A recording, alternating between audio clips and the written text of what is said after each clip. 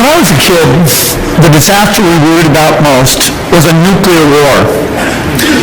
That's why we had a barrel like this down in our basement filled with cans of food and water. When the nuclear attack came, we were supposed to go downstairs, hunker down, and eat out of that barrel.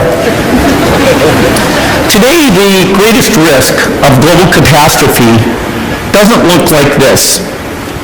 Instead, it looks like this.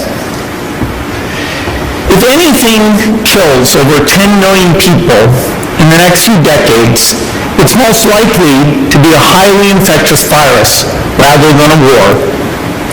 Not missiles, but microbes.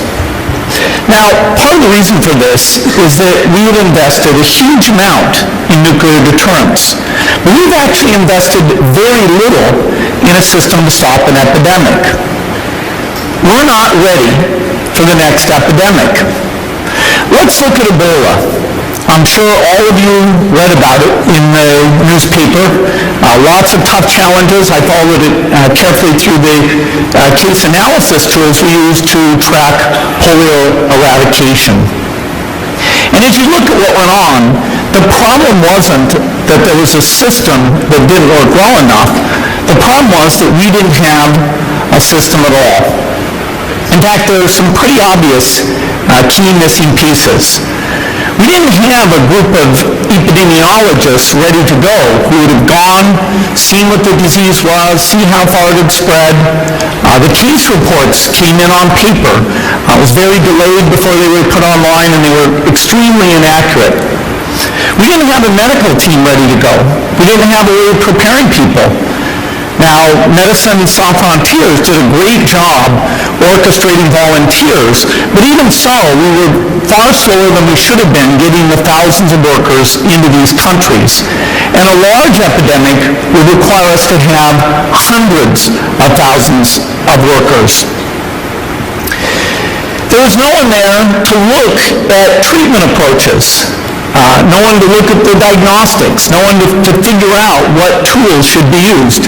As an example, we could have taken the blood of survivors, processed it, and put that plasma back in people to protect them, but that was never tried.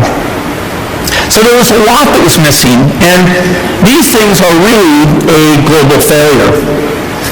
The WHO is funded to monitor epidemics, but not to do these things I talked about. Now in the movies, it's quite different. There's a group of handsome epidemiologists ready to go. They move in, they save the day, but that's just pure Hollywood. The failure to prepare could allow the next epidemic to be dramatically more devastating than Ebola. Let's look at the progression of Ebola over this year. About 10,000 people died, and nearly all were in the 3 West African countries. There's 3 reasons why it didn't spread more. The first is there was a lot of heroic work by the health workers. They found the people and they prevented more infections. The second is the nature of the virus. Ebola does not spread through the air. And by the time you're contagious, most people are so sick that they're bedridden. Third, it didn't get into many urban areas, and that was just luck. If it had gotten into a lot more urban areas, the case numbers would have been much larger. So next time, we might not be so lucky. You can have a virus where people feel well enough while they're infectious that they get on a plane or they go to a market. The source of the virus could be a natural epidemic like Ebola, or it could be bioterrorism. And so there are things that would literally make things 1,000 times worse. In fact, let's look at a model of a virus spread through the air like the Spanish flu back in 1918. So here's what would happen. It would spread throughout the world very, very quickly. And you can see there's over 30 million people die from that epidemic. So this is a serious problem. We should be concerned. But in fact, we can build a really good response system. We have the benefits of all the science and technology that we talk about here. We We've got cell phones to get information from the public and get information out to them. We have satellite maps where we can see where people are and where they're moving.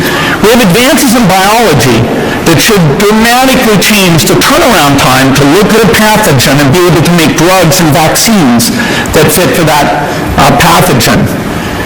So we can have tools, but those tools need to be put into an overall global health system, and we need preparedness.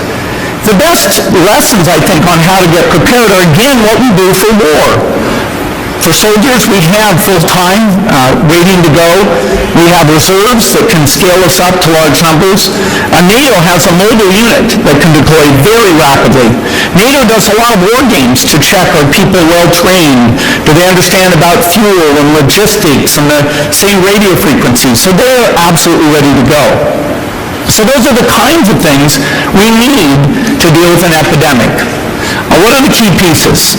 First is we need strong health systems in poor countries. That's where mothers can give birth safely, kids can get all their vaccines, but also where we'll see the outbreak very early on. We need a medical reserve corps. Lots of people who've got the training and background who are ready to go with the expertise. And then we need to pair those medical people with the military, taking advantage of the military's ability to move fast, do logistics, and secure areas. We need to do simulations, germ games, not war games, so that we see where the holes are. The last time a germ game was done in the United States was back in 2001, and it didn't go so well. So far the score is germs 1, people 0.